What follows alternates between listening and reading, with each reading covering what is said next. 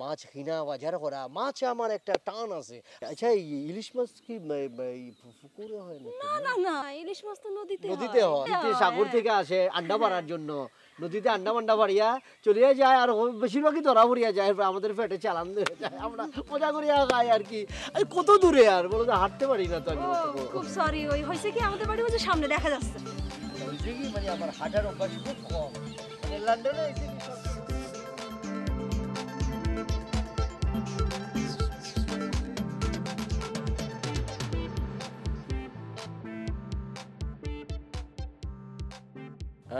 মলি, আমার মনে হয় তুমি কিছু একটা আমাকে বলবা, মানে কেমন জানি বলতে চাইতেছো কিন্তু আবার সংকোচ বোধ করতেছো, বলিয়া ফেলো, অসুবিধা নাই। ক্যা জি, একটা কথা যে আপনারে কিভাবে বলে আমি ঠিক বুঝতে পারতেছি না। মানে আমি আপনারে ফেসবুকে বেশ কয়েকবার বলেছি, আজকে একটু মনে করাই দিতেছি। সেটা হচ্ছে গিয়ে আমার বড় ভাইজান একটু রাগী প্রকৃতির মানুষ।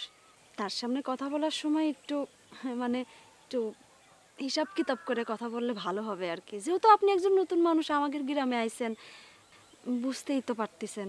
আর আপনি যে আসবেন আমি আমার ভাইজানকে ইনফর্ম করি নাই। যদি কইতাম তাহলে হয়তো আরও বিষয়টা সহজ হয়ে যাইতো, কিন্তু ক্ষমা করবেন আর কি। এটা কিতা কও, তাহলে তো আমি আসলে তোমার ভাইয়ের সামনে যাওয়াটা আমার ঠিক হবে না, আমি যাইতে পারবো না।